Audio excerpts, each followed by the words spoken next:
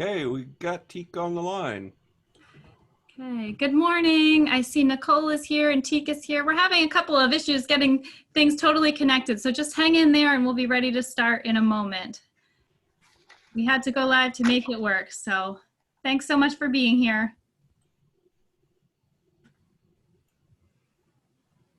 I think we're good to go. We have Teke on the line. We got some video going as well, so I think we're all ready for introductions.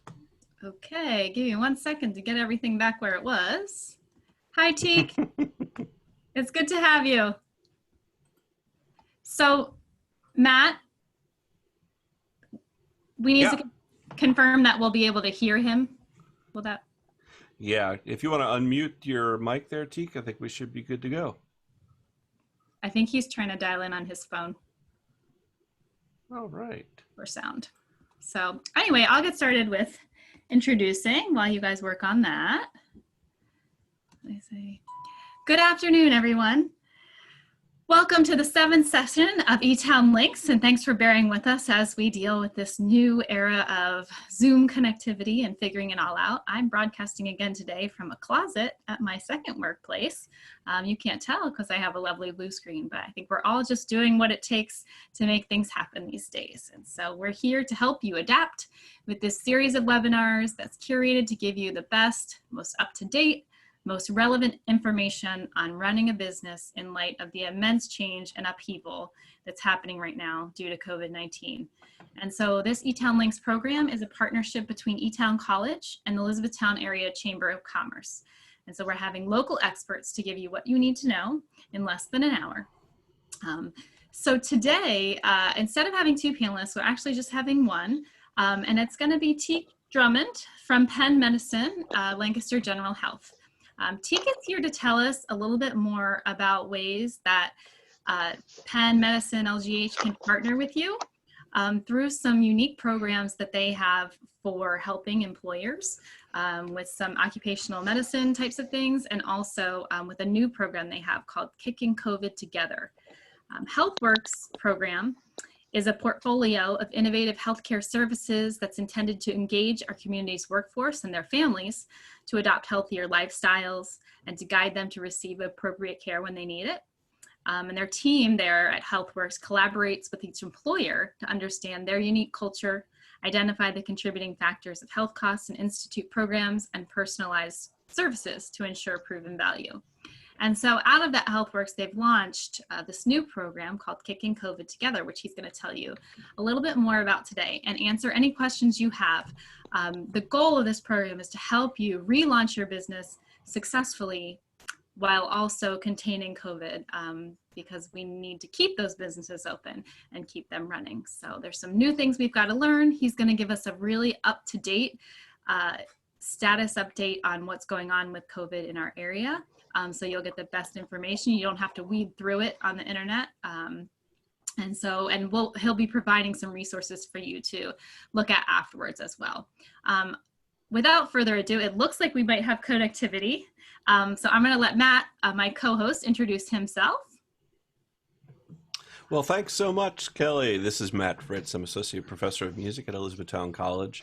Nice to have you all joining us today on this slightly muggy July afternoon. We're excited to have Teke with us today and look forward to hearing his presentation and expertise and his perspective that's going to be helpful for all of us as we navigate these crazy, crazy times. Just a couple of reminders here that we do have this whole webinar is going to be recorded, and we'll upload it to YouTube and make it available on the Chamber's website. If you have any questions, there's a little Q&A button at the bottom of your screen. So we invite you to pop in your questions here. We'll take a peek at them and kind of address them where they seem most appropriate to our presentation today. So again, thanks so much for being with us, and Kelly, I'll give it back to you. Thanks, Matt. So please use that Q&A at any time. We'll be fielding those questions then for Teke along the way. A reminder, we can't see you, so it's fine if you listen in your sweatpants. I just say make sure you're buying your sweatpants from a local business and support and keep your dollars right here in Lancaster County. So without further ado, let me introduce our guests to you. So this is Robert Teke Drummond. He's an executive director of corporate partnerships for Penn Medicine Lancaster General Health and Penn Medicine HealthWorks, which I told you a little bit about. He's a Navy veteran who began his physical therapy career following studies at Juniata College and Hahnemann University. In 2004, he joined Penn Medicine Lancaster General Health to enhance and expand the community outpatient care model. Since then, he's led many executive projects, including a 3-year corporate margin optimization program, real estate and leasing development, the F&M Student Wellness Center, and a venture capital partnership among Penn Medicine, LGH, Aspire Ventures, and Capital Blue Cross. Mr. Drummond devotes much of his time to furthering community development as a board member for Lancaster City Alliance, Lancaster Y, Lancaster Safety Coalition, Preferred Healthcare, and the Aspire Ventures Innovation Lab. He also holds an MBA from LVC, Lebanon Valley College, and is a graduate of the University of Pennsylvania Wharton School of Executive Healthcare Management Program. We're going to tell you a little bit also about someone who's not here with us. It's Vito DiCamillo, MD. He's the clinical director of Partnerships for LGH physicians, where he functions as in a dyad structure as the physician lead for this HealthWorks program. He also provides medical direction to the hospital's 7 urgent care facilities, one of which is now here in Elizabethtown, as well as serving as a physician champion for innovation and telemedicine. So he is involved, obviously, very deeply in this program that Teke is going to tell us about as the clinical director. So the expertise that you're going to hear today in this presentation comes not only from the business side and physical therapy experience that Mr. Drummond has, but also from the wider medical experience also that Dr. Camillo has. So without further ado, I'm going to hand it over to you, Teke. Thanks for being here with us. Thanks, Kelly. Thanks, Matt. Appreciate that. Thanks, everyone, for having me today. These are definitely challenging times, and we're doing everything we can from Penn Medicine Lancaster General Health standpoint to make sure everyone feels confident and comfortable that they are opening their businesses in a safe and responsible manner. So I think it's important. I've done several of these throughout the community, and so I think it's really important that we try to provide you with as much information as you need to open up your businesses and really kind of guarantee your staff and customers that you have done all you can to make sure that they're safe at work. So yeah, Matt, if you don't mind kind of starting the deck for me here. So the next slide we have is the portfolio that Kelly was kind of mentioning. So the portfolio spans a breadth of services, and we created this a couple years ago really to kind of make sure that we provide a bundle of all the services that employers need from a healthcare standpoint. So everything from wellness services to the occupational medicine to we've created some pretty unique services like an on-site care clinic or executive physical programs. So we have a breadth of services. All of this PowerPoint will be available to you after we're completed. So I'm going to do my best to shift gears and stay focused on COVID and give you some highlights. So I'll move kind of at a decent pace through all this, so I have plenty of time to address your specific questions and concerns that you might have. So let's go to the next slide, Matt, and then jump right into the following. So COVID right now, as most of you probably know by now, but it's surprising to me how many don't. COVID is a novel virus. Right now, it's spread through close contact droplets, and that's why we're promoting system-wide promoting the mask and the social distancing. You guys, everyone knows about the effect it has on our aged population, which speaks to the graph there on the right-hand side. And this is a little bit dated, goes back through May 2nd, but the reason why I kept it because that was really kind of the peak time. And I'm going to go through what the current statistics are, but you'll see that the peak time, yeah, when it comes to the death rate, it's significant above the age of 65. But those deaths are being better managed now because the treatments are better. But really the issue at hand right now isn't so much the death rate, it's the infection rate. And we're going to talk about that in just a little bit. The other area that always comes up that you see on the slide there is how else can you get it besides the contact via droplets and aerosols. And there is some surface contact opportunities, but that is not the major exchange. And so that's why predominantly we're talking about masks and social distancing as being the primary way we can prevent the spread of COVID. Go ahead and next slide, Matt. This is one that I want to give everyone because it shows how serious this disease is, and with respect to all of the other viral illnesses that we've experienced in the past. And what you see on the axes there is the infection rate versus the fatality rate. And if you can compare it to things that we're used to, earlier flus, the common cold, even things like earlier SARS viruses or the MERS virus, you can see that the issue is, again, how contagious it is, twice as much as what the normal flu is. And then the fatality rate, which we all see every day on the news and know how dramatic that fatality rate is. It's a very serious disease. I know it gets downplayed a little bit right now, but it is a very serious disease, and it is alive and well throughout our Susquehanna Valley. And I'll share those statistics with you in just a little bit. The next slide, Matt, please.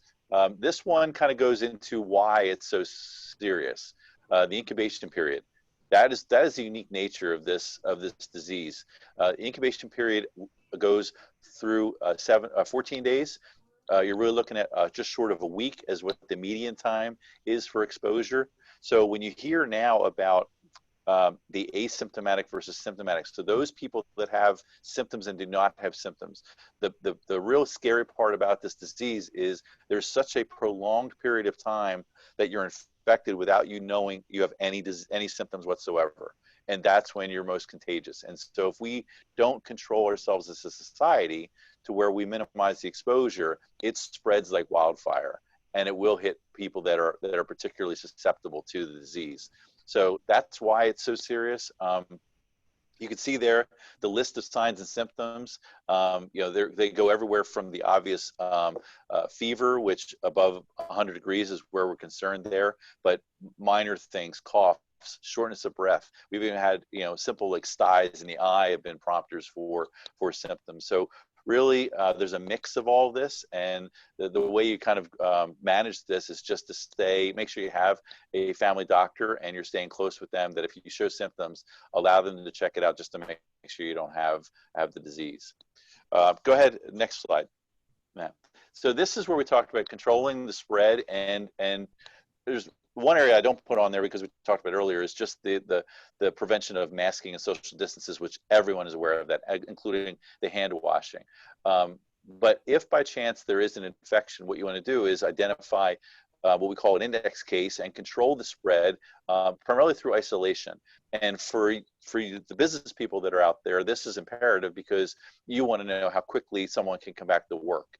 And the guideline is that you're going to be isolated for the duration of the symptoms, and then when the symptoms subside, giving 3 additional days beyond that, and then you're in the clear to come back. So it's one of two things: either you go through that whole course where the symptoms are over, or the 10 days pass since the symptoms first appeared, because there are some that have very mild symptoms, and you go through the full course beyond that. I know there's been a lot of information about antibody testing. We'll talk about that real briefly, but there is not enough evidence now to talk about whether this disease does reinfect itself or does not. So the antibody testing is still, there's a lot of uncertainty there. So let's go to the next slide.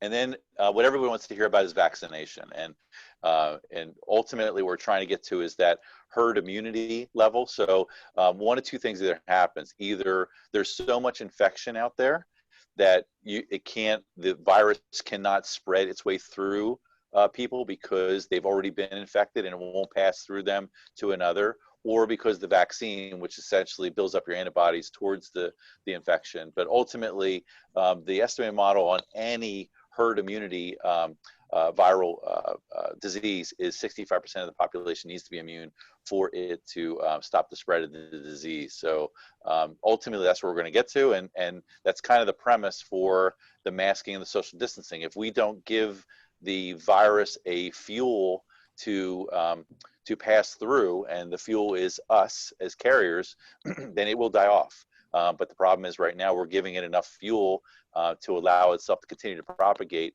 and you'll see the statistics that I show you in a little bit on what it's doing in the Susquehanna Valley. Go ahead, next slide, Matt. And then this is where we're going to talk about the impact. So this is available to anyone through the government's website, and I'm doing what I can to make sure that I'm giving you as much information as possible and not have to have you dig through it on your own. So this comes right off the governor's website. This was 2 days ago, and you can see, I don't pay particular attention on the numbers, not to minimize the numbers there, but I think what we want to focus on is the distribution and the trend lines related to this. So you can see on the cases per day versus the deaths per day. So you can see on the cases per day that we had this rapid climb through April, which is where you heard all of the concerns about where's the surge going to go. And in the healthcare professional community, that's what our concern was. We had no idea where that peak was going to last. And we had two options. One option was we don't take measures and control measures in place, and that surge goes up exponentially. And so does the deaths by day, goes up exponentially. Because of the measures that we put in place through the state and the multiple counties in our Susquehanna Valley area, we were able to flatten the curve. And you can see in Pennsylvania how it's dropped off dramatically, or slow decline through May, and then you see this little bit of uptick going through the back end of June into July, and that's the part that's a little concerning. Now everybody keeps focusing on the death rate. That death rate continues to decline, partly because we're getting better about controlling it in areas like skilled nurse facilities, retirement communities, the hospitals themselves, all those items. But the other part is we're treating it better. So we're doing less ventilations, we have better treatments, so we're controlling a lot better, and in the end, our death rate is better controlled. But the part I want to show you on the right-hand side there are the two kind of histograms. That the top one is showing the age distribution by case, and then the bottom one is the age distribution by death. And this is the one that I know everyone has heard about, how it really affects the elderly, and it absolutely does. And there's the death rate, and you can see that from age 60 and above on how predominantly if they get the disease, that's where the deaths are coming from. It's not coming from the younger population. But look at the histogram on the top. So fewer cases are on those elderly, but the ones that are sick, there is a high death rate. But look at, it's almost even across the board from ages 20 through age 60. So ultimately, we're just as sick at every age group. The virus is affecting every age group out there. And so we are transmitting it. It's not that the younger group are getting spared and the older group are getting it. We're all getting it. We're all getting it. Some of us don't even know it. And that's a key message that you want as an employer, is that you, despite the measures that I'm going to suggest to you, you are going to bring infected employees into your workplace, and they're not going to know it, and you're not going to know it. And if you don't have the measures in place, then you're creating an opportunity for the infection to spread within your workplace. And many of you, the majority of our businesses throughout Lancaster County are small businesses. So you have tight, small spaces, you're very close workers, and so that spread you're very vulnerable to a spread. So I wanted to point that out, because I know that in the media, you're really hearing a lot about the death rate, but the infection rate, it sees no difference between the age groups. Everyone is getting equally infected. Go ahead, Matt. Let's do the next one. So this I'm breaking it down now between counties, and I spared really the distribution histogram that I showed before is the thing through the state, so I'm not going to bother with that. This, I want to just show you how the trends are when it comes to cases and deaths. So you can see Lancaster County to begin with, and not that different than Dauphin County, just on a smaller scale. In Dauphin County, we're really flattened the curve, but it's not moving down at a significant rate. So I know that at Lancaster General, we have about, I think, 27 cases in-house right now, 3 events. We were peaked out in the 50s at one time, and we've come down in a stepwise fashion where 50s, 40s, 30s, now 20s, and that was over a 3-month period. So we're not seeing this really dramatic decline. The virus is absolutely here, and we need to manage it. Same thing in Dauphin County. You're not seeing a dramatic decline. It's less cases, but the curve is flat. The deaths are flat. I mean, ultimately, so the virus is still active, and so for people to say that it's getting better and better, it's not. I mean, it's holding. It's slowly getting better, but it's still very active in our community. Let's look at the next one, Matt. This is Lebanon and York. Same kind of picture here, and you can see this second kind of spike that happened in June in both of these areas. So you can see in Lebanon that second spike that happened, and then the same thing in York, that second spike that happened there. So I think we're all being mindful, and I'm not privy to maybe the potential causes of those spikes, but I mean, it's not hard to say that it happened in June. The push is into July. The community is a lot more active. We're eager to open up a little bit. And so that could have contributed quite a bit to some of that, which is what we're concerned about as we continue to try to sustain ourselves opening and then look ahead to the fall on some other service like the schools and otherwise that start to open. How's that going to affect us? So that's kind of where we are. And then if you go next slide, Matt, I'm going to kind of go through just the guidelines, and I'm mindful of the time. We're about approaching 12:30 here, so I'm gonna go through in the next probably 10 minutes or so the guidelines, and then we should be able to kind of focus in on some questions that people might have. So this might sound a little repetitive because we've been doing this for a couple months now, but I'm going to reiterate the commonalities, and it's really a really simplified message that most of you understand. The precautions are really based around three areas. The first is prevention. The second one, like I mentioned before, that regardless of whatever preventive measures you put in place, there is going to be exposure, and when that exposure happens, how do you contain it at your workplace? And then how do you return your employees back to work? So those are the 3 elements. I will share with you, so I'll just share our own experience at Penn Medicine Lancaster General Health. We have 9,500 employees, and through all this time, since March, we were able to contain our infections to about 150 to date of our employees, and not all of them were on the workplace. So it just gives you a sense to how effective really good prevention exposure management. We should be the experts at that, and we are. And what we're trying to do is share with you how you can do it as well. But think about that ratio. I mean, we're looking at 150 people over 3 months out of 9,500 employees, knowing that we are inviting the virus into our facility because we're the people that treat it. So we're doing a pretty good job of controlling it in-house, and knock on wood, we'll keep doing that. But that's why I wanted to kind of share a lot of these measures for you, because you can deploy many of them in your own workplace. Let's go to the next slide, Matt. So it really starts with kind of the policy and the structure you put in place within your workplace. So the first thing you want to do is really identify someone, a key person who is all over this, someone who your business can rely on to guide your staff and establish the appropriate protocols and watch and monitor and keep your business safe. So you want to kind of make sure that you evaluate the exposure risk within the workplace, and you want to launch any best practices. And I'm going to go through categorically what those best practices are. But I keep putting out there, and Kelly and I were talking about this last week, is that before everyone in the business world are very concerned about their customers and really driving that local economy as best they can. Before you worry about the customers, the first thing you have to be concerned about is your own staff. So if you're able to educate and support your employees to make sure that they are knowledgeable as to what causes the spread of the disease, what puts them at risk, you're going to deal with, and we've dealt with it too, a lot of irrational kind of anxiety.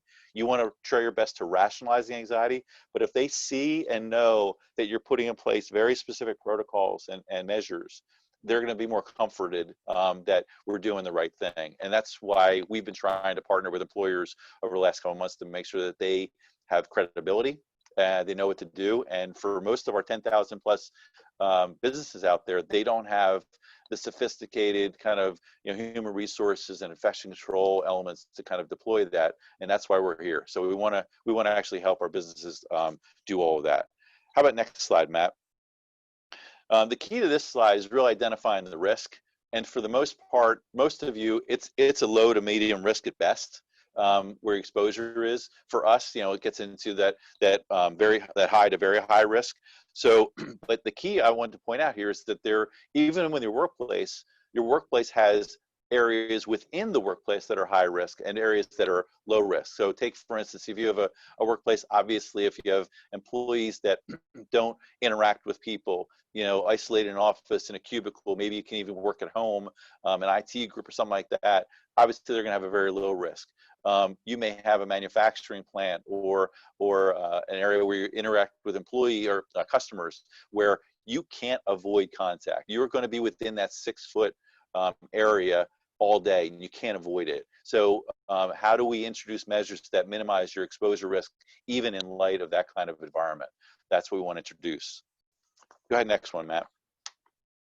So it starts with administrative controls. And like I mentioned before, that what you want to do is think of your workers. Your workers want to know that you're doing something special. You're doing something specific for this disease. So you want to introduce policies that really embrace kind of a team approach and don't introduce punitive measures for your staff. You want them to be collaborative. You want them to be honest, transparent. So if they start to identify symptoms, you want them to admit to those symptoms. You don't want them to mask them. You want them to stay home for a short time. You'd rather have them stay home on a short time with symptoms to verify that they don't have the symptoms than if they stay at work and they spread it and you have, instead of one person going home, you have 10 people going home. So those are the kind of things you want to kind of introduce. You want all the measures we talked before about just kind of facilitating that spread. So adjusting the work schedules, making sure that you have a staggered start. People don't arrive at the exact same time. You want to still, as best you can, have people work from home. Have them have your meetings virtually if you can do that. You want to look at the break areas, the workstations, to make sure that those can be redesigned to a way that they allow for that 6 foot measure or minimize the exposure time within. The other part that I'll point out is that even within the hospital, what we found is some of the exposures weren't necessarily on the unit where you had the infected patients. It was actually when they were relaxed. When they were on the unit, people wore all the PPEs, they wore the masks, they wore the face shield, they had the gloves and everything. But when they left that environment thinking it was safer, going to when they were eating lunch or riding home with somebody, they relaxed on the mask, and that's where they picked up the infection. So you have to be vigilant at all times, but there's no reason why we can't open. I mean, we should be pushing an open environment to drive the economy, and if we comply with some of these standards, we'll actually do that. Let's go with the next one, Matt. So I know everyone wants to kind of get into, well, if I just clean, I'll be good enough, and that's not the case. I mean, what you want to do is make sure that it's not anything magical about, you don't have to invest all these high-tech air filters and UV lighting and all those types of things. It's pretty simple. It's just, it still comes down to safe work practices. You want to make sure that it's just bleach and water for the cleaning side. It's regular cleaning. It's the hand washing. You want to minimize any kind of exposure. All those types of things. You want to make sure you have signage. You want to make sure you have the hand cleaners wherever you don't have a sink. You want to encourage your staff to have frequent breaks of washing their hands. Minimize touch wherever they can. So that's the safe work practices. Go ahead, next slide. Then I mentioned before that there are some areas where you just can't avoid it, right? So we've all experienced that in the grocery store.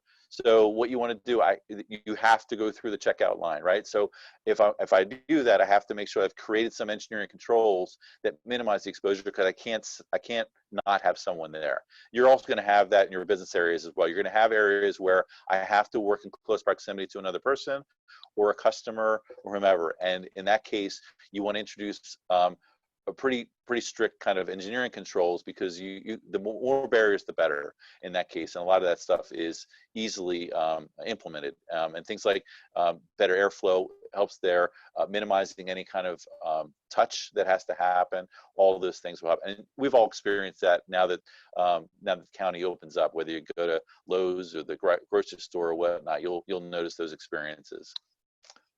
How about the next slide, Matt? So then people really, a lot of people didn't even understand what personal protective equipment was until this hit. So ultimately, again, it's pretty simple, and it's gloves and goggles if you need to, but for the most part, it's masks. That's all it is. And where I said before, the way you transmit it is through the droplets. And the key that people need to understand is that mask is predominantly there to protect you from spreading it to someone else. If you make the assumption that I am sick and I just don't know it, that mask will help prevent you from spreading that. It's not intended to prevent you from receiving something, although it will, but it's preventing you from spreading it. If by chance there are those that are working in close proximity, then that mask wouldn't be adequate. You need to do the goggles or a face shield on top of it just to minimize that. But that's the outlier opportunity. Predominantly, it still comes down to masks, hand washing, and avoiding contact if you can do that. And then we talked before about kind of making sure that you have all the preventive measures in place. And I know early on, and even still today, it's, well, if I take their temperature checks and I monitor the symptoms, I'm good to go. Well, remember, we have 7 to 14 days where this thing can still propagate. You're not going to have 1 ounce of a symptom. So you need to assume that all of your employees and customers, you have to assume that they're sick. If you assume they're sick and you implement measures, then those temperature checks, yes, they will prompt you to someone that unknowingly has a low-grade temperature, or has a cough, or has some mild symptoms that require that. But that's not going to be the first flag. If by the time you identify that, if they've been at your business for the last couple of days, they've exposed people during that time period. So you need to just assume that everyone is sick, and if you put these really simple measures in place, you're going to minimize the spread. And I'll talk about the contact tracing in just a minute. That's not as elaborate as what it sounds. Go ahead, next slide, Matt. I'll kind of go through this real quick. This is where I talked before about, before you even worry about your customers, first thing you have to worry about is your employees. And I know that what I love about Lancaster County is it's an incredibly benevolent community. And truly, when it comes to these small businesses, they really do treat their employees like family. And so that care and concern, the first thing you want to do is introduce measures that do treat them like family, that you really do care about their well-being, and they're not just viewed as on the payroll. I mean, these are people you really do care about, and you care about their family. So you certainly don't want to be the hotbed that drives an infection through your employees to the family or to the neighborhood. You don't want to be that employer. So ultimately, we do want to give confidence to the employees that the measures you put in place are what's necessary to control it, and they can be confident coming to work as safe and responsible. Go ahead, next slide. Same thing is so the anxiety. So I talked before about the rational and irrational anxiety. That's going to be an issue. And aside from the healthcare element of it, there's also the non-healthcare. There's the economic factors where people haven't been working. Maybe they didn't get a raise. They're having challenges with daycare. They're not able to go to the gym anymore. They're not able to get a haircut. They're worried about school opening for their kids. I mean, there's a lot of anxiety. We need to be mindful of that as employers. So whether it's an EAP program or a specific counseling service that you've implemented within your area, you need to be mindful of that it's not just the healthcare concerns, that overall there's a lot of anxiety that staff are dealing with. Go ahead, next one, Matt. And just quickly, this kind of talks about the symptoms, and I know everyone's looking at monitoring temperatures. The graph on the side talks about the variety of temperatures we're talking about, sustainable temperatures of over 100 degrees. is a prompter, but the low-grade temperatures need to get monitored. And then any of the symptoms on the left side, any of these are prompters to advise them to go see their family doctor and get assessed and see if they need to get testing. I can tell you, so Penn Medicine Lancaster General, we don't do asymptomatic testing yet out of concern for, it's just not necessary. So it's an unnecessary expense on the employee side, and it depletes our resources for testing when we actually need them. So we currently aren't doing that. The only time we do that is for our pre-surgical candidates, and just to make sure we're not infecting our operating rooms. The next slide we'll get to, and then I'm about wrapped up here, guys, is the transmission. So this is just terminology everyone should be familiar with. So there's three aspects that I'm sure if you haven't heard in the news yet, you will. The first is a case, so an index case. This is the person themselves who have the infection, right? They're the known source of it, and for that, obvious action there is to isolate that person from everybody else. So isolate them from work, from home, and let them go through the course of that full course plus 3 days to make sure they can get back to being with everybody else.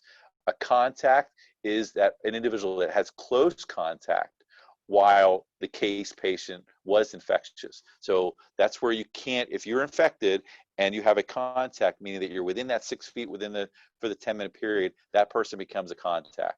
And then a contact of a contact is that person who that contact then now they're susceptible. So think of it as like a family member, right?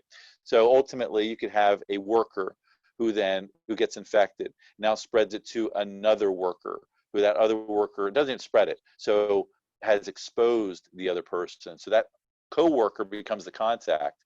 And then when that coworker goes home, the family is the contact of the contact. That's how it all works out. So ultimately, a lot of the quarantine precautions are based on this set of definitions. Go ahead, next slide, Matt. So these are just kind of slides for discussion. And I shared with you a little bit about the testing. I'm not going to spend a ton of time, but for the most part, the testing was centralized overall and even collaborative on our report in Lancaster General with UPMC to make sure that we had testing for the community. So we had our community testing centers and the tents that are out there. They're now pretty much deployed within each of the primary care practices now. You can get tested, but we definitely want to make sure you engage with those primary care providers to make sure that you get the test when needed. The other part of the testing side is the antibiotic testing. And so, like I said before, that's still an uncertainty. And we're not relying on that. Still, a lot of that is still experimental, so we're waiting for that to pan out. The next part is also a discussion slide, and I have a one follow-up with it, and that is the contact tracing. So it's the scale. Well, let me start with the concept of the contact tracing. So what you do with the contact tracing, it's just what it talks about there. You want to identify who are, remember we had that terminology before, the contacts. So you're kind of tracing into identifying who are the potential contacts of that index case. So once we identify an index case, the concept of the tracing is that you're backtracking to identify who were the confirmed contacts that may have been exposed to that one index case. And if you're able to do that and notify those individuals that they have to take extra precautions, that'll help minimize the spread. And the reason why I bring it up to this group, and I have to every employer group that I've gotten in front of, is that there's a county-wide initiative that we do in cooperation with the Department of Health that we try to look at, multiple venues where a person goes, including their home, where they go to the grocery store, work, all this type of thing, to identify a full population kind of assessment of contact tracing. What we're encouraging employers to do is have a mini aspect of contact tracing, even within their four walls. Not that you'd go in to find out where they went to the grocery store and who they have at home, but here's the scenario. If I said before, if you're going to have employees that are come to work and they will be infected and they won't know it and you won't know it. You could have the greatest temperature scanning and mask wearing through the world, and they're infected. And they're going to come to your work, and while they're at work, they're going to start to show some symptoms. If you've put in place policies that are fully transparent and non-punitive for your employees, they're going to admit to you that I have some symptoms I'm worried about. You're going to move that person to isolate it, advise them to go see their family doctor to get tested. when they go get tested, those test results take a minimum of 2 days to get back to you. So you're not going to know whether that person was infected or not. You have to assume they were, because what you want to do within those four walls is control that possible spread. And so you're going to want to do your mini contact tracing just within your four walls. Hey, on the previous 2 days, who was that person exposed to for a prolonged period of time?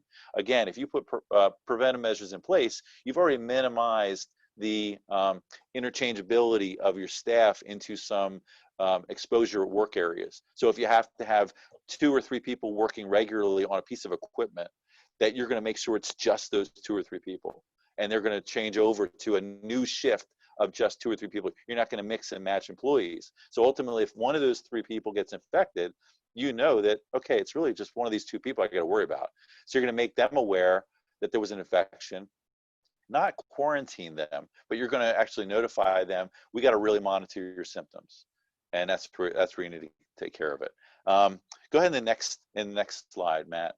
And then this one, again, you're going to identify those who are in close contact. Close contact is within the 6 feet and 10 inches.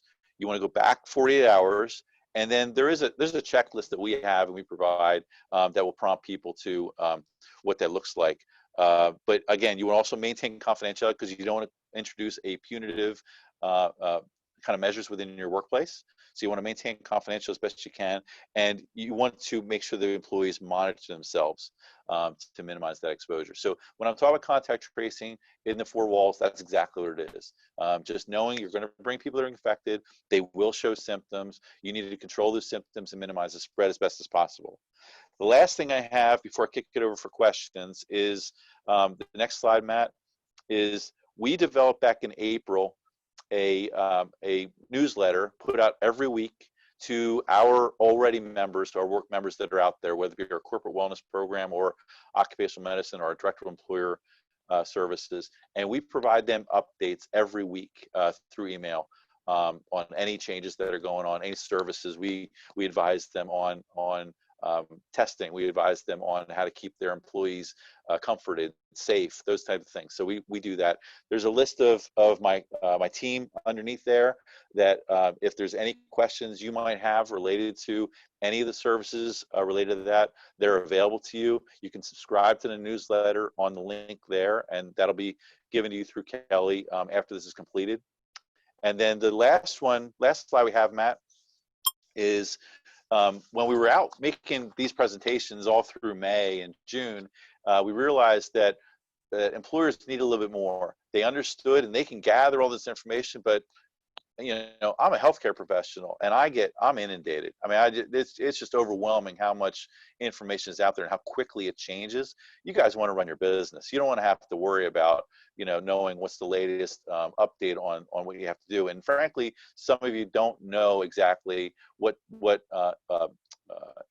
deployment, what the tools are necessary, what aren't necessary. There are groups out there that are taking advantage of it, having you go overboard when it comes to daily testing of your employees or high-end air filter systems or screening tools. All of those are unnecessary. What we try to do is we deploy out to your workplace. We take our occupational medicine experts. We do a full walkthrough. We identify your vulnerabilities. We affirm what you've already done. We meet with the leadership. We offer any kind of advice, and we're available thereafter through telephone contact if you have any questions. Then we bring in our corporate wellness team, our health educators. They do a full-blown education series for your employees, and then a secondary education series for your leaders. Because like I mentioned before, the staff are going to have irrational and rational anxieties. Our job is to calm those, make the irrational rational, and then allow the leaders to understand when those anxieties are going to persist itself, and how do you intervene when you are concerned about compliance and otherwise. So we do all of that. And then we offer a certificate, that paper certificate, along with a electronic one you can put on your website, which signifies that you, as the employer, brought Penn Medicine Health, Lancaster General Health through your facility, and you worked with them. It's not at all a guarantee that they're infection-free, because you can't. I mean, the infection is going to happen. What we can certify is that you went through to collaborate with the local healthcare provider to make sure that your facility is as ready as possible. So with that, again, I thank you, Matt and Kelly, for inviting me to this. I hope this was very helpful for you, and I would entertain any questions someone has. Thank you so much, Teke. That was such good information, and you really hit home that, we're not thinking this isn't going to come into our workplaces or our places of business. It absolutely is at some point, but we can do something about stopping the spread, and the things that we're doing in advance are keeping it from spreading even before we know that it could be spreading, right? Right, absolutely. Yeah, so I wanted to touch on a couple of things. I know Teke mentioned that they do have this program. If you're interested in it, please contact us at the chamber and we'll help you get a discount. Penn Medicine Lancaster General Health is a chamber member, and they're offering a member-to-member discount for our member businesses and organizations. So normally it's $1,000 for someone who's not a member of HealthWorks. If you join their HealthWorks employee health program, it's $600. If you do not do that, but you're just a chamber member through our chamber, your rate would be $750. So that's a substantial savings. I think that even plus your dues, if you're a very small business, is still less than the non-member rate. So we're really happy to get you connected and get that discount for you. I think it goes a really long way. And Teke, you can speak more to this. We were talking about how important people feeling safe, not only your customers, but your employees, and feeling like they can trust you is important, is the key to relaunching your business. Absolutely. Yep. Yeah.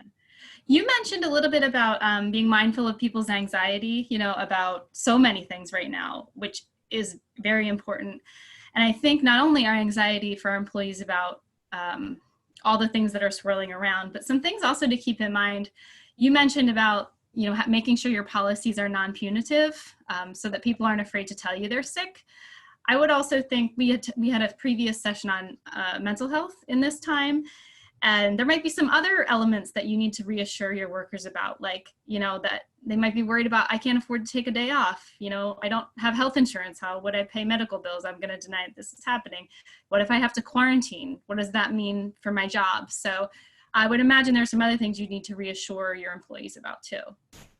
Yeah, that's exactly right. And like you mentioned, Kelly, so I don't profess to be an expert in HR or legal advice. So we advise every employer, to kind of consult whoever they do with HR or legal. But I agree. I think that you have to show that the times are different right now, and the employees want to know that you appreciate that as an employer. We still do have the same issue as the largest employer in Lancaster County. We do the exact same thing. So we have multiple policies that we've completely revamped or instituted that are specific to COVID, and I would urge all of your employers to do that. So and secondarily, so just to touch on that. So we took the unprecedented factor. We combined our health educators, and we have a chief well-being officer who's a physician, along with our holistic therapy team. And we created these respite areas where people could come off the unit, or people that were the front lines of the testing, and they come and just get away from it all. And I think that, not saying that you have to do that, but you have to appreciate the fact that you have to suggest to your employees that there are moments where they got to get away. They got to take care of themselves. And if it means that they need a day off here and there, or they're concerned about the family, open up those doors. I mean, well, most of you have EAP programs, I'm sure, and so if it means that it's a physical relaxation, they need to go for a walk in the woods or get an extra day off, or whatever it's out to be, or are they eating right, or are they concerned about finances? But I think you have to at least invite the dialogue at what's feeding the anxiety, because a lot of our assumption falsely is it's related to COVID. It's not. That's not the problem. A lot of it is the secondary and tertiary issues related to COVID.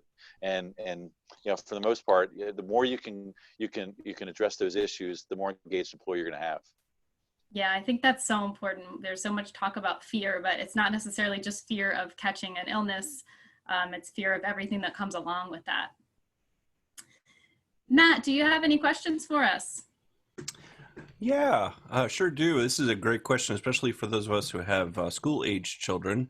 Looking at the data that you shared with us, and thank you so much for this wonderful information. But the cases have shown equal spread across age groups, with the exception of children. What is the update on that? Is there any sense on why that is? And what can we anticipate when we look for the start of school? That's a really great question. I don't know.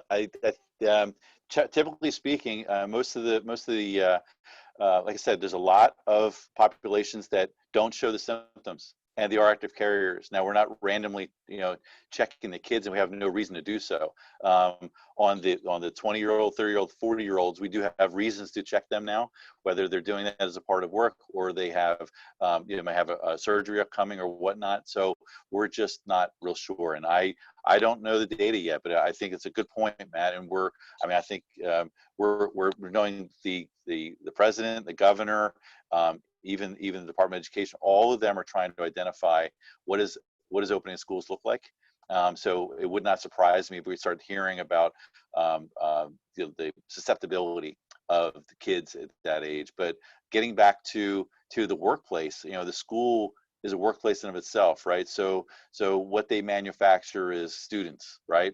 So if you look at it, the first and foremost that the schools want to do is make sure their teachers and faculty and administrators are first and foremost safe.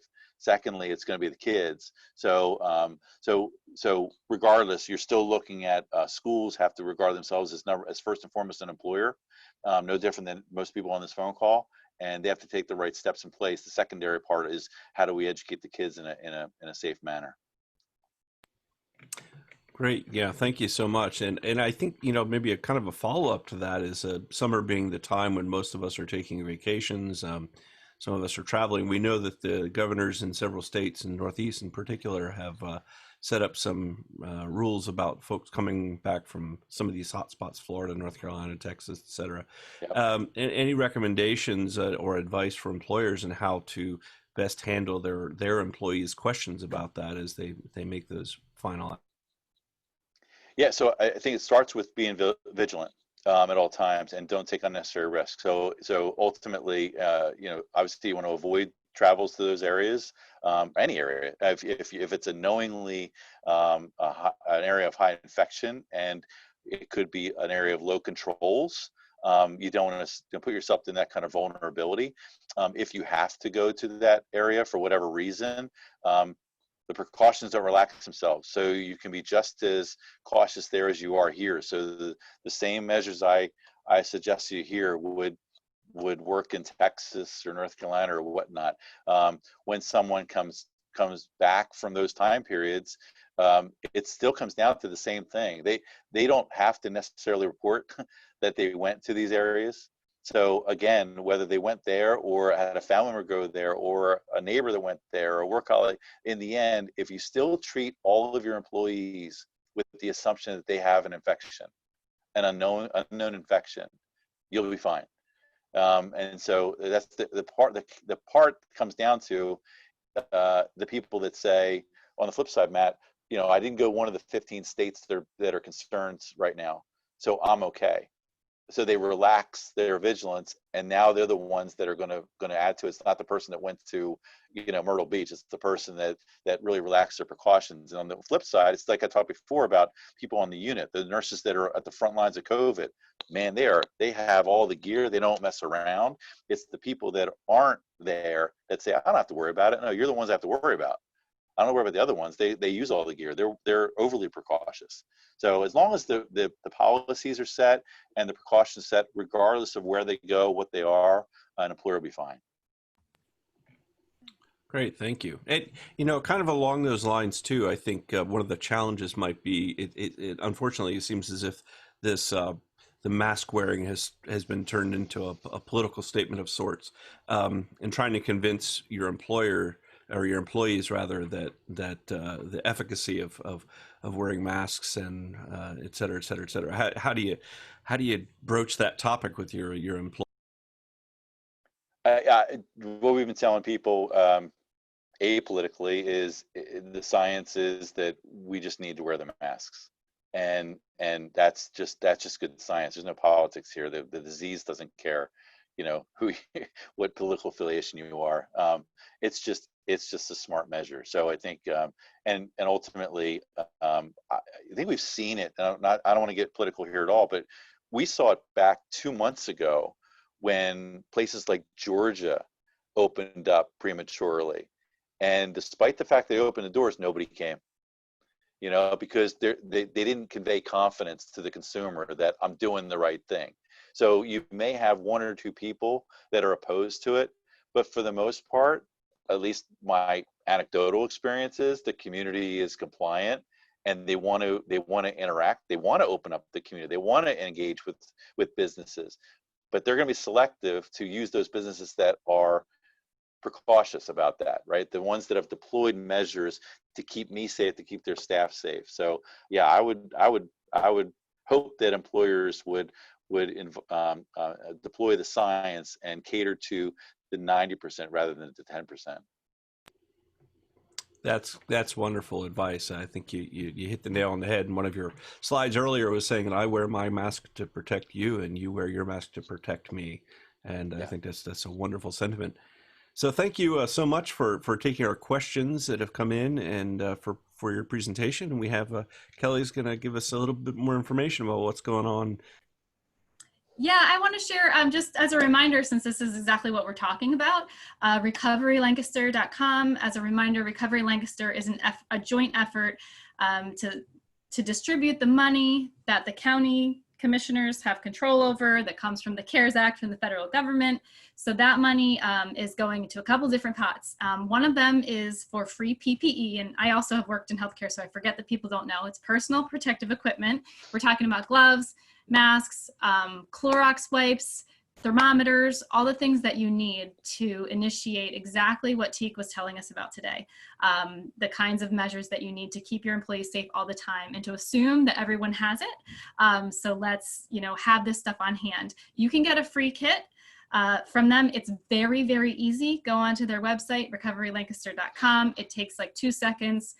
This is for businesses with less than 100 employees.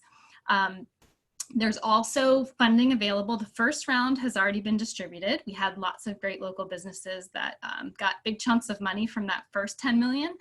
There's 15 million more to go around. So we'll be providing new details to you really soon on the eligibility criteria. And you might be able to get some free money to the grant. It's money that you just get to spend to do some of the other things like retrofitting your business, getting plexiglass, getting all these other engineering controls that Teke was explaining to us can be helpful for this long term and making your business feel safe. I like what you said at one point, Teke, about, you said 2 masks. I think people are catching on that it's not just about, well, just wear a mask if you don't feel safe. There's a lot of people are getting it that for me to feel safe, you have to be wearing one too. So It's hard, it's a change, but we can adapt. I know people worry about the kids going back to school, but I know my kids and a lot of the kids I know, they're so adaptable. They have been just like, they're reminding me, like, but do we need our masks when we go here? And they're finding cool ones with things that they like on them. It's a new fashion. So we all want to work together to keep businesses open. We don't want to be one of those states or communities where things are spiraling out of control and we have to shut down again. So I just know that this business community will come together to do that. And we thank you, Teke, for giving us such invaluable advice about it. Remember, if you want to get a more individualized perspective from Teke and his team at HealthWorks for their Kicking COVID Together program, let me know at the chamber. You can email us, you can call us, you can do whatever is the best way to reach out or get connected with him if you can't find mine. Let him know you're from the Etown Chamber, and we'll get you that discounted rate. So thank you so much for providing that, Teke, and your time today. My pleasure. Thank you for having me, guys.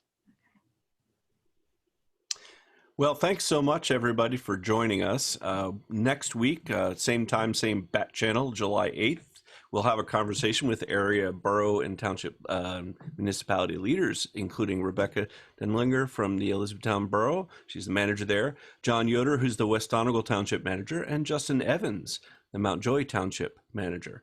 So join us next week for a great conversation and way we can support one another as we get through this challenge. So thanks so much for joining us, and stay safe.